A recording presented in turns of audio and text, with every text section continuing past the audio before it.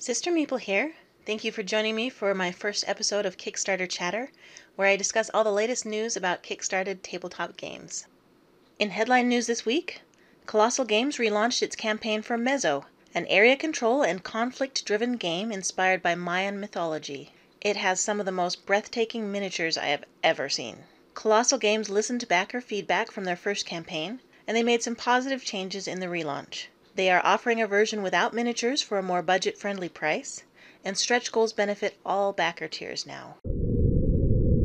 Also launching last week was Dragon Boats of the Four Seas, a family-friendly Euro-style game that includes bidding, set collection, and area control. If you didn't think you'd ever hear family-friendly and Euro-style in the same sentence, you may want to check this one out.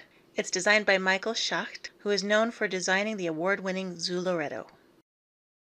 Belfort is a worker placement and area control game where elves, gnomes, and dwarves work together to build a small village into a bustling city. It was actually first released in 2011 and has been out of print for a long time. Now, it's being re-released in a 10th anniversary version with the new expansion to join the expansion.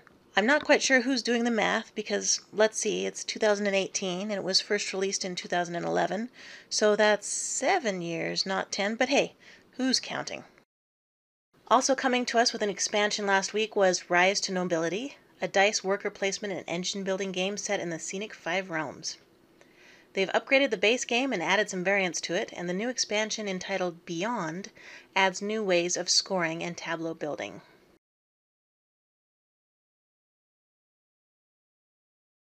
Folklore the Affliction should have reached all but Canadian backers by now. Canadians should get theirs soon. Dice Settlers has been shipped to all USA backers. European Union fulfillment starts this week. For those of you concerned about the black and purple tents that are too big, they will be replacing those for free during their upcoming expansion Kickstarter, which should be in the first quarter of 2019.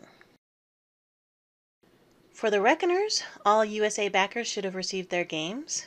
I am one of the unlucky few still waiting on mine. It's a great game though. I've been playing my daughter's copy.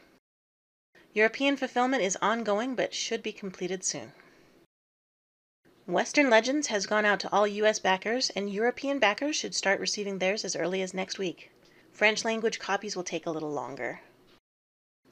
Last but not least, Gu Gong, the Forbidden City, will be shipping later this month. Gloomhaven is always sizzling, it seems, and always out of stock as well.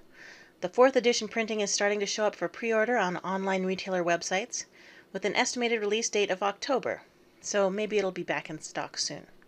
The Forgotten Circles expansion, however, which has 20 new scenarios and a new diviner class, has turned out to be bigger than anticipated, and the release date has been pushed back to December or possibly January. Also very hot is Root. The Root base game is sold out for pre-order almost everywhere, but should be arriving sometime this month for those who are able to snag a copy. They will be printing more. The Riverfolk expansion, however, is widely available with an estimated December release date. Oh wow, this next week is a doozy. So many good games and expansions being launched. On October 12th, Barrage will launch. Barrage is a highly anticipated game co-designed by Simone Luciani, who is known for designing Tzolk'in and the Voyages of Marco Polo. The other co-designer is Tommaso Battista. Barrage is a heavy Euro with a theme of creating energy and conserving resources in the early 1900s. Level 7 Omega Protocol, 2nd edition, will launch on October 15th. This game has been out of print for a while, and it has some die-hard fans. There will be bonus content offered, including a miniature, cards, tiles, and more. You will also be able to get the Extreme Prejudice expansion.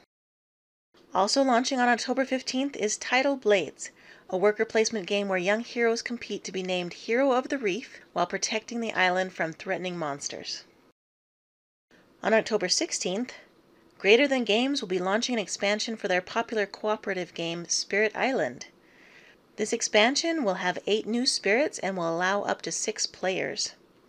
The only downside is that they estimate an 18-month turnaround, so backers may not get their expansion until 2020. The same day, Chip Theory Games, the makers of Too Many Bones, will be launching Cloudspire, an entirely new game inspired by tower defense video games. Cloudspire will use modular neoprene hex mats to create an ever-changing map. The goal is to take all enemy fortresses before yours is destroyed. Also launching on the 16th is the second expansion for Petrichor, called Honeybee. Petrichor is an action selection and area influence game with the goal of producing the best harvest. That's it for this week. Please subscribe below and I'll see you next week for more delicious Kickstarter chatter. Oh, and if you're interested in being notified about Kickstarter early birds, follow @SisterMeeple on Twitter, because the only thing I hate more than early birds is missing an early bird. Catch you later.